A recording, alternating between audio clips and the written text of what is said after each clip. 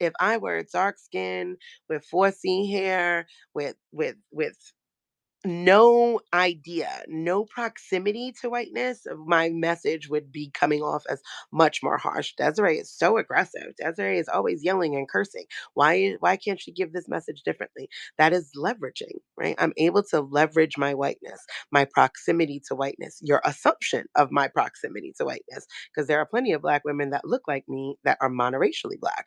But I do have the benefit of having a white mom, having white family, having white friends. I'm very public facing with that. So there is a leverage that I could use that gets me closer to here that someone here on this axis of it would not have. That unambiguously black person does not have that closer proximity to this whiteness to leverage.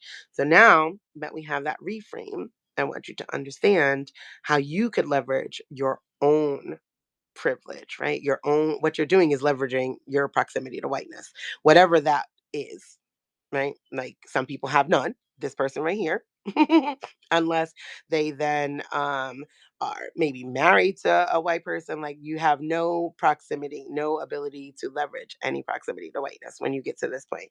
But the closer you are here, whether that's by looks, phenotype, hair type, or actual proximity in that 90-degree angle, you get to leverage more. And the closer you are to here, you could leverage more, right? That comes in where you guys do your assimilation, you guys do your code switching, right? Because, like, we know that if you are white and sound like Dolly Parton, she talks about it.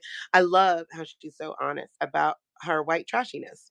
Like, that is very much embedded in white culture. Before you guys ever thought about black, brown people, you guys were subjugating yourselves in here, right? Who's trash, who's worthy, who's not. And so she's able to leverage her wealth in her whiteness, right? That's how she leverages hers. Because if she were not wealthy and doing the things that would do, she would just be white trash. She would just be loose white woman. Nobody would pay attention to her. Straight out the trailer. That simple. So she leverages her fame and her wealth to do her philanthropic work. I hope that makes sense now. So now that we've explained leverage versus privilege, or at least a reframe to it, let me scroll back to number one. So, one, privilege can be a tool for redistribution because privilege doesn't have to be a source of guilt. It can be a powerful tool for redistributing resources, access, and opportunities, right? So, like we just talked about, a white person leverages their quote unquote privilege by sharing job openings with marginalized groups and advocating for inclusive hiring practices. At that point where you are in a certain place, it's not about saving anybody. Again, get rid of that idea. You have not been able to save yourselves from this space that we are in, right? If black and brown people exited stage left, you'd still be left in this oppressive country that is heading down really, really fast. So it has nothing to do with that. We just happen to be um, cannon fodder, right? But it's like, okay, we are the casualties of the war that's happening within whiteness. That is the best way to explain that, right? So when you're talking about what you can leverage, if you have a position, right? Like again, like when I was talking before about passing the mic, right? So you have a job opening. You don't need a government DEI program. This is wild to me watching how people are falling apart about an imposed mandate, basically. Like somebody should not have to tell you to hire in a diverse, equitable, inclusive sort of way. You should not need a government mandate. We are in 2025 now, right? Those things were put into place because unfortunately you didn't know better. Like if you don't know better by now, I I don't know if we'll ever know better, right? Like, so what if they're dismantling that? If you have the power, if you could leverage the power, if you are the wife of someone who has the power, if you are the friend of someone, the whatever, however you could leverage that proximity of power, that could be done. And if they are not honoring those things, then you divest. You don't shop there. You don't work there. You don't buy stock in it. You divest, you pull back because we have the power to say, that's fine. We don't need a government mandate to do the right thing. We don't need a government mandate to hire. We should be at a point now where enough companies are diverse, equitable, inclusive, and can choose to do that hiring on their own.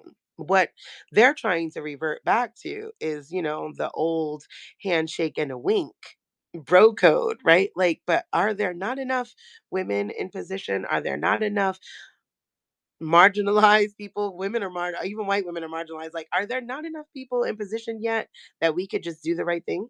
Right? Can we not leverage our proximity to power and do the better thing? Hey, Michelle, I am feeling a little bit better. After this, I'm still going to go take some NyQuil and get some Z's. So that's how you could use that as a redistribution tool, right? Like, we don't need government to tell us what to do. We could turn around and say, okay, you know what? Yeah, I have this position that's available, and I know someone that is right for that. And if not, I know a friend. No, I don't know. Taylor says apparently not better. Um, I think so. I think so. I think that we are consistently being overrun by media, and media is propaganda from the machine that wants us to believe that. But I believe that we have enough power amongst the people to divest from those that don't. Like, it's fine. You don't have to. Nobody's forcing you to do anything. You should not need to be forced. At one point in time, obviously we needed that. We should be on the other side of that. And if we are not, we have more work to do. Right. And we can divest from the companies that are not. Oh, you're showing us that you don't care about queer people, you don't care about being intersectional, you don't care about poor people, you don't care about, better wages. We're going to divest. We're going to divest, right?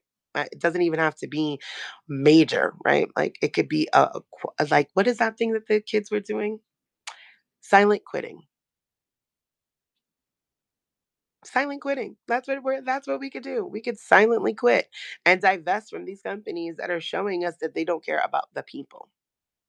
But this is why it has to be beyond just anti-racism, because you have to see yourself as a part of this system. You also have to see yourself as as a victim of this system, as a marginalized person of this system, in order to do this work of redistributing power, privilege, leverage, however you want to name it, because you are marginalized in one way or another. Yes, race is the first marker. So that is inescapable for us. But there are other ways that the system does not care about you, and we need to be quietly quitting. We need to say, oh, I see you, and I will no longer put my dollars there, because capitalism is their main function, exploiting and extracting. That is the main function of the system. So you divest, you say no. They say no. I'm gonna put my money where my mouth is. I'm gonna find a party. It's like, we need to really start working on what does third party voting look like. I'm going to find a party that actually, like, not that they're running on a platform that's like, oh, at least I'm not the other guy. No, they have to actually be representing the people. If that's something that you're into. Again, for me, I'm not into the reform. I'm into parallel systems while this is burning to the ground. But that's not for everybody, and that's okay. I work direct services, and HMO land leadership keeps reinventing themselves. And they will. And we need to keep reinventing how we're going to support each other, right? We need to keep reinventing how community looks and how to work together to dismantle this, and how to build systems that are safe while this is falling apart. So that is my number one. Privilege can be used as a tool of redistribution. Two, leverage requires awareness and intention, right? To use leverage effectively, we must first be aware of it and then act intentionally to challenge inequitable systems. As an example, a university professor advocates for curriculum changes that censor Black and Indigenous voices, using their academic privilege to push for systemic change.